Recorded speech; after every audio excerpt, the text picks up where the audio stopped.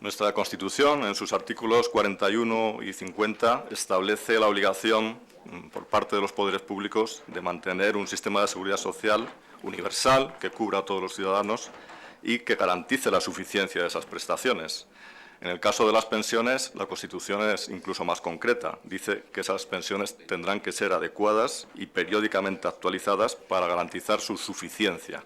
Es decir, que pide que sean adecuadas en el momento inicial y que se actualicen periódicamente para que esa suficiencia inicial se mantenga en el tiempo. Hasta hace poco tiempo esto se intentaba lograr vinculando la evolución de las pensiones a la evolución del IPC. Bien, es cierto que ocasionalmente incumpliendo esta obligación, como fue el caso del último gobierno socialista cuando congeló las pensiones. Pero la situación respecto al mantenimiento del poder adquisitivo de las pensiones ha empeorado, en opinión de mi grupo, con la última reforma de las pensiones introducida unilateralmente por el Gobierno, al margen del Pacto de Toledo, porque esta reforma va a dar lugar a un incremento mínimo de las pensiones, prácticamente una congelación, que es cierto que puede quedar camuflada temporalmente por la baja subida de precios que hay en día, cercana a la deflación, y por el desglose de datos que hay detrás de ese IPC general. Y de esta segunda cuestión trata precisamente nuestra iniciativa. En cualquier caso, en teoría, ningún grupo dice oponerse al mantenimiento del poder adquisitivo de las pensiones. El debate parece girar en cómo conseguirlo, pero ni siquiera el grupo mayoritario dice estar en contra del mantenimiento del poder adquisitivo de las pensiones. El debate, insisto, parece girar en cómo conseguirlo. Bien, pues esta proposición no de ley se centra en una cuestión previa, que es que si queremos mantener el poder adquisitivo de las pensiones, en primer lugar deberíamos saber con precisión cómo evoluciona ese poder adquisitivo de las pensiones. Habitualmente se compara la cuantía de la pensión y su evolución con el IPC general, el IPC agregado y su evolución. Y este IPC general, este IPC agregado que calcula el INE, como saben sus señorías, se basa en la cesta de la compra de un ciudadano medio, los bienes y servicios que compra un ciudadano medio. Ve los diferentes precios de los bienes y servicios y los da diferente peso, diferente ponderación en función del peso que tienen en la cesta de la compra de un ciudadano representativo. ¿Cuál es el problema que queremos señalar con esta proposición de ley? Que los pensionistas son un grupo diferenciado, que su cesta de la compra no coincide con la cesta de la compra media de un ciudadano representativo. Y esto se puede aclarar pues, con ejemplos sencillos. Es evidente que el gasto en educación, por ejemplo, no va a ser un componente importante de las personas jubiladas. Y es igualmente evidente que otros gastos, como el coste de la electricidad o de los medicamentos, sí que va a tener un peso especial en este tipo de colectivos. Por tanto, la cesta representativa de un pensionista no coincide con la cesta representativa de un ciudadano medio. De ahí nuestra propuesta. Si queremos saber qué pasa con el poder adquisitivo de las pensiones, sería necesario elaborar, además del índice general, que tiene sus utilidades, un IPC específico que recoja estas peculiaridades de los pensionistas, que se adapte a su cesta de la compra particular.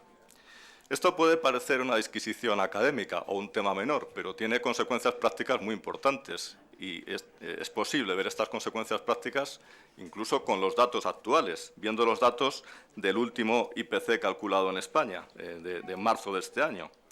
En ese IPC de marzo, elaborado por el INE, nos encontramos con que el índice general cae un 0,2%, pero al desglosar los datos que hay detrás de ese índice general, vemos situaciones muy curiosas. Hay una serie de bienes y servicios que para los pensionistas son poco importantes, que tienen fuertes caídas. Por ejemplo, las telecomunicaciones, que caen un 6,9%, o por ejemplo, el gasto en ocio, cuyos precios caen un 2,3%. Bien, probablemente ellos se beneficien poco de esas caídas, porque esas telecomunicaciones, ocio, no son una parte importante de su cesta de consumo.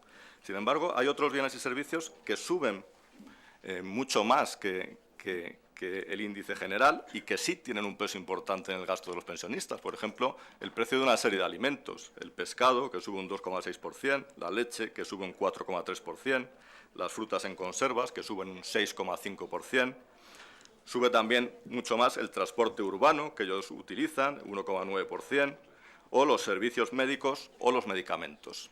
Creemos que esto ilustra que un índice general que recoge bien lo que sucede con la media de la población no tiene por qué recoger y no está recogiendo hoy en día cuál es la situación concreta del colectivo de pensionistas. Si queremos y decimos que queremos mantener el poder adquisitivo de las pensiones, deberíamos estar de acuerdo en saber con la mayor precisión posible cómo evoluciona ese poder adquisitivo. Por otro lado, querría señalar también que esta filosofía que hay detrás de la PNL, elaborar un índice de precios específico, concuerda exactamente con la filosofía que está ahora mismo defendiendo el Gobierno con el proyecto de ley de desindexación, donde dice esto mismo, que los índices generales no son representativos y que es mejor elaborar índices específicos que sean más representativos. Bien, pues esa filosofía que puede ser buena en los contratos, ¿por qué no va a ser buena también en este caso concreto? Por eso pediría al resto de grupos, y particularmente al grupo mayoritario, su voto favorable, porque lo que se está pidiendo es conocer la realidad con mayor exactitud. Y si uno se niega a conocer la realidad con exactitud, existe el riesgo de que los ciudadanos piensen de que no quieren conocer esa realidad porque no les conviene o porque quieren ocultarlas. Por eso, insisto, pido el voto favorable al resto de grupos. Muchas gracias, señor presidente.